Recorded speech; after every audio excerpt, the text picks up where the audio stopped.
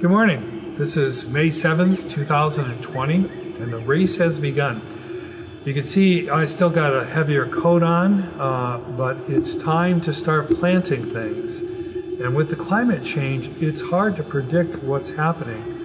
We really can't put plants in the ground or outside until the danger of frost is gone. And I know for next week, we're expecting one day with 27 degrees below zero. Excuse me, not below zero, but 27 degrees, which of course is freezing and would kill any plants we put outside. But we have several container plants throughout the parish on both campuses.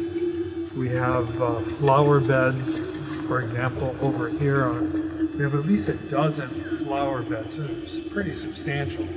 I mean, you look at this, and I think this will probably take 20 to 25 flats to fill.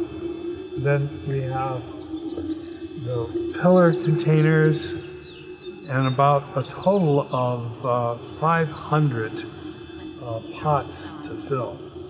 So in order for us to make the parish, both here, the school, and the day chapel campus, the office campus, beautiful during the summertime, we have to plant tons of flowers and get them going. And it's not only the plants, flowers that we have to put in, but the landscaping. You can see this poor bush did not make it, and sometimes that happens.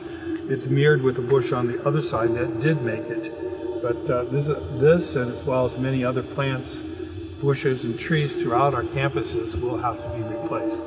In order to afford that, I have a special process that I've been using. So why don't you come with me over to the rectory garage.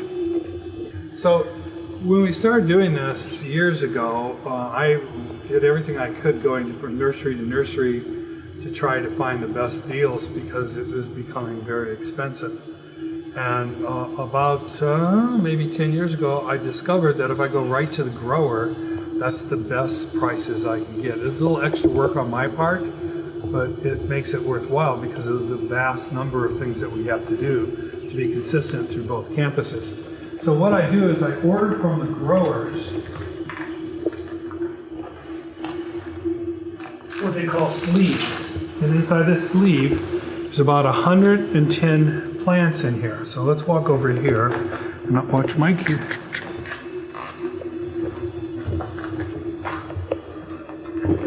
Now, for a container, most nurseries, it's between $3.50 and $4. You can go to Sunrise and get smaller containers, but typically you're going to pay $3.50 for a container.